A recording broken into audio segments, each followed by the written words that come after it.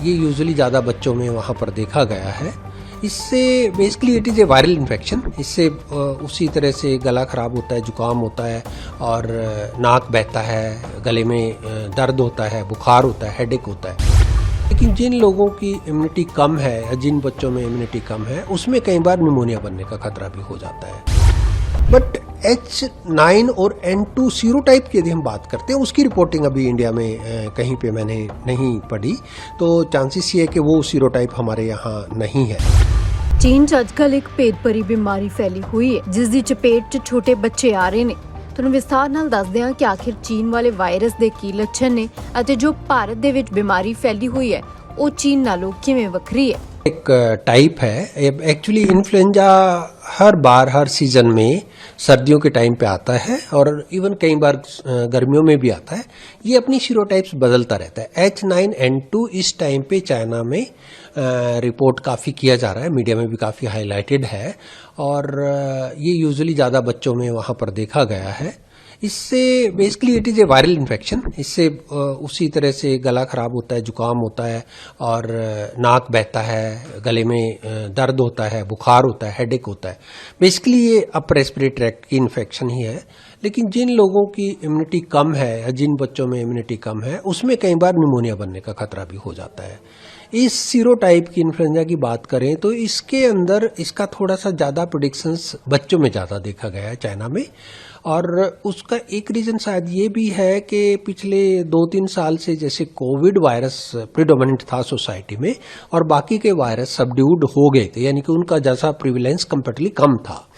तो Covid virus से तो लोगों में इम्यूनिटी काफ़ी अच्छी बन गई, तो दोबारा से कोविड का प्रकोप उस तरह से बहुत ज़्यादा नहीं आ पा रहा है।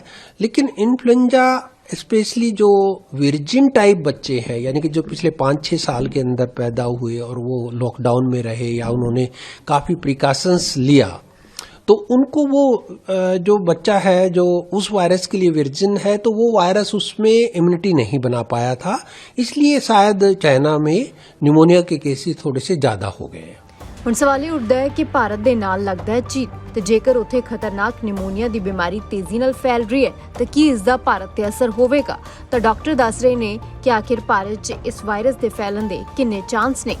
बट H9 और N2 सीरोटाइप की यदि हम बात करते हैं, उसकी रिपोर्टिंग अभी इंडिया में कहीं पे मैंने नहीं पढ़ी, तो चांसेस ये है कि वो सीरोटाइप हमारे यहाँ नहीं है।